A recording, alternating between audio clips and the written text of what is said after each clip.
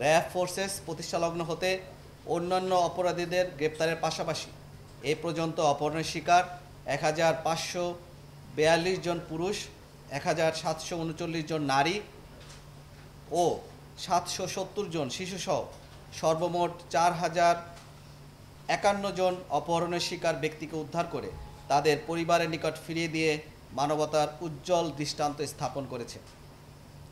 এরই ধারাবাহিকতায় গত 30 সেপ্টেম্বর 2024 তারিখে রাজধানীর সদরঘাটের সোয়ারিঘাট এলাকায় আবদুল্লাহ আল নূর তুষার 8 বছর বয়স নামের এক শিশুকে অপহরণের শিকার হয়। ভিকটিমের মায়ের সাথে অপহরণকারী বাদল ওরফে হৃদয় 30 বছর বয়স নামের এক তরুণের মোবাইল ফোনের মাধ্যমে পরিচয় হয়।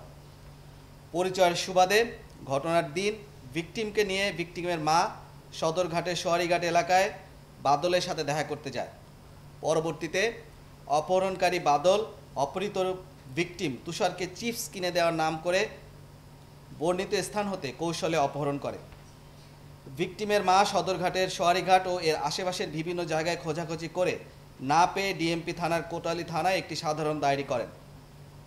পরবর্তীতে ভিকটিমের বাবা বাদী হয়ে ডিএমপি ঢাকার কোতালি থানার নারী ও শিশু নির্যাতন দমন আইন 2000 একটি মামলা দায়ের করেন, যার মামলা নম্বর 1/194 তারিখ 2 অক্টোবর 2024।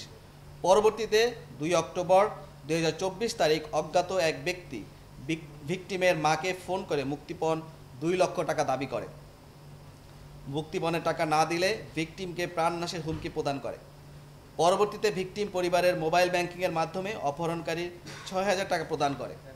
অপহরণকারী বাদল মুক্তিপণ আদায় করতে ভিকটিমকে বিভিন্ন সময় শারীরিকভাবে নির্যাতন করেছে বলে জানা যায়। অতঃপর ভিকটিমের পিতা র্যাব 2 এর নিকট ভিকটিম উদ্ধারের জন্য লিখিত আবেদন করেন।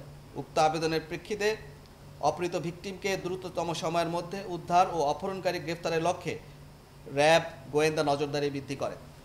পরবর্তীতে আমাদের র্যাব 2 এবং র্যাব 8 এর দুটি অভিযানিক দল যৌথভাবে আমরা মঠবাড়িয়াতে অপারেশন করি এবং তাদের যে স্থানে তাদেরকে আটকে রাখা হয়েছিল সেই স্থান থেকে আমরা তাদেরকে উদ্ধার করতে সক্ষম হই।